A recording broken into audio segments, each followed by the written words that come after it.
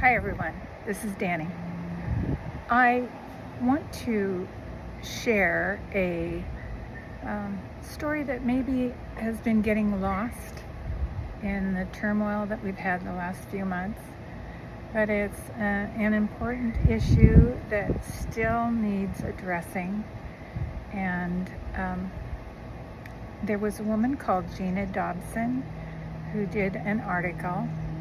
And I am going to read that article to you because I think it's so very important. And then afterwards we can discuss it a little bit. So GINA had split from her boyfriend. She had a 1-year-old child by him, and she was in a safe house. So obviously this was an abusive situation, or a situation where she didn't want to have contact with him. She also had a 1-year-old son by this man, and the son was with her. And here's what happened. I apologize for the sound. I'm outdoors on the patio, and there's a little bit of a wind, but hopefully you can hear me and you can hear Gina's story. So here it is. In May 1998, a SWAT team surrounded my safe house.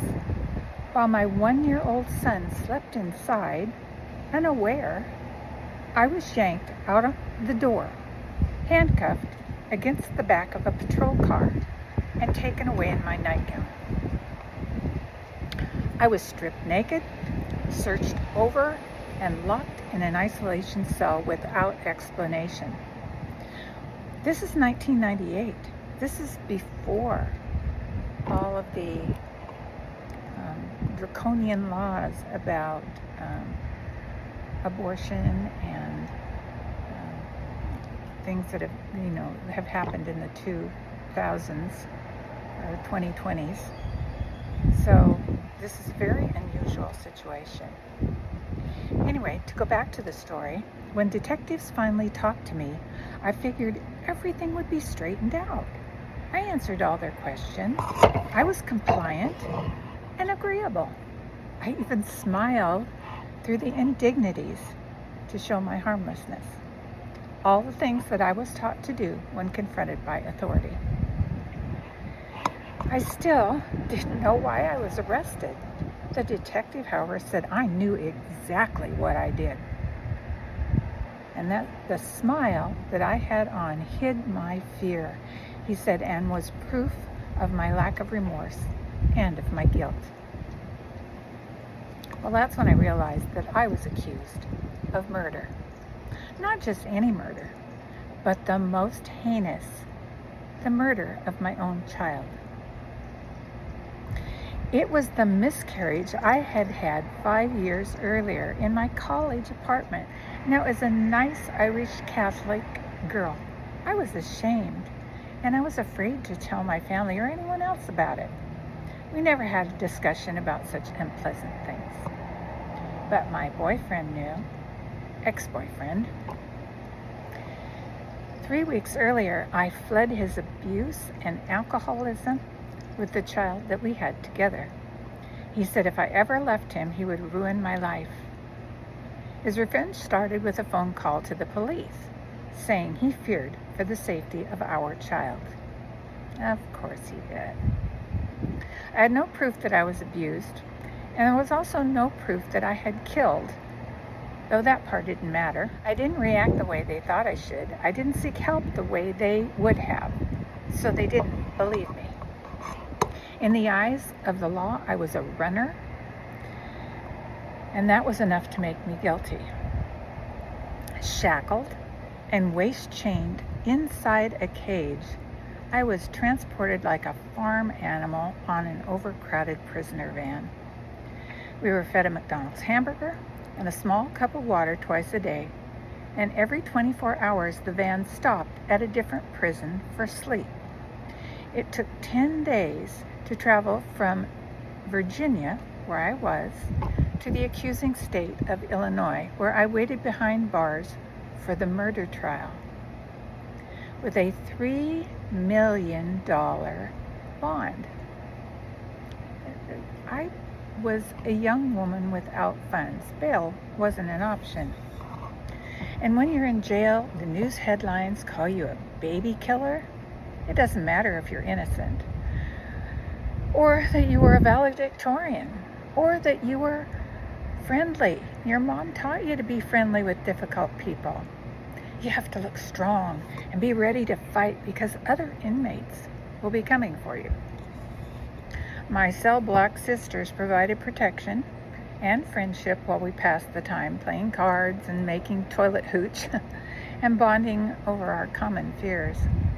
Most of us knew the discrediting shame of domestic violence, and we struggled within a justice system that continued to break us. As jail relationships chiseled away at my Catholic girl naivety, I realized two things. Lead pencils make nasty wounds, and people need each other. After 6 months of courtroom delays, media lies, and the financial ruin of my family, I gave up. With my abusive ex using my incarceration to file for full custody of our child, I could not protect my baby from behind bars. I accepted a plea bargain for the lesser charge of concealment of a homicide that never happened.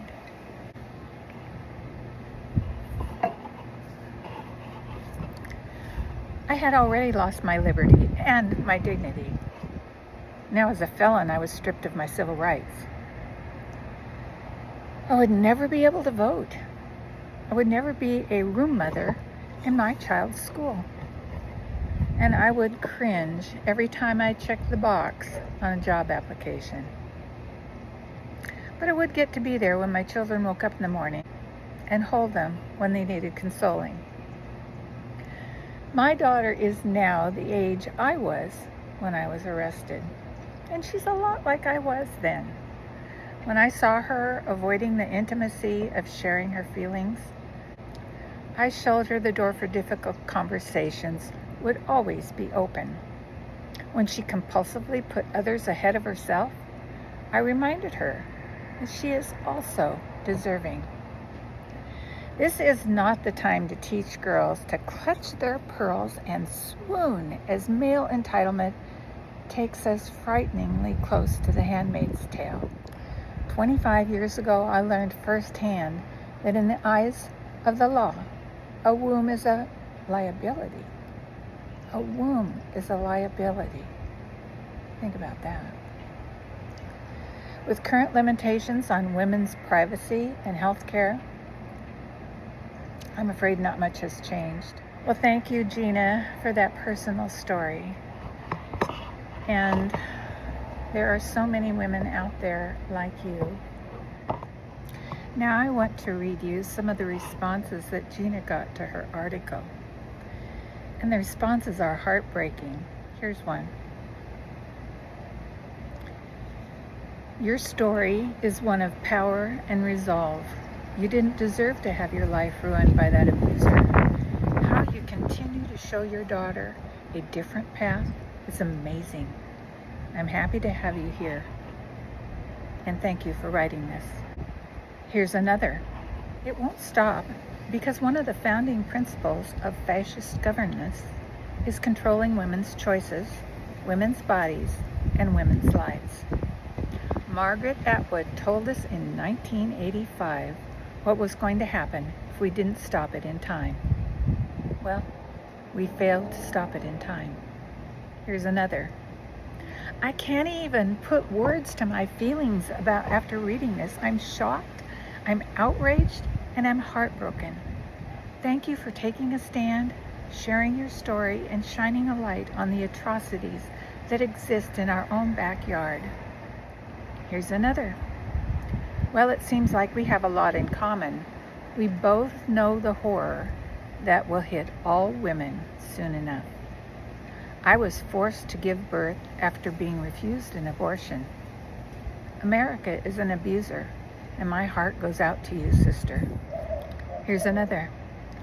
Jesus, this is terrifying. I want this to be an anomaly, but I know it's not. The way we're going, this kind of horror will be our daily news. Thank you for sharing. Here's another. I don't understand. It was a miscarriage. My daughter had 4 of them. Why would you go to jail for a miscarriage? What am I missing? Here's another, and the last that I'm going to read for you today. When I woke up from my hysterectomy, I felt an instant wave of relief. I knew it was a release from the shackles of being female, but even then I didn't understand what that meant. And now, 7 years later, I know why.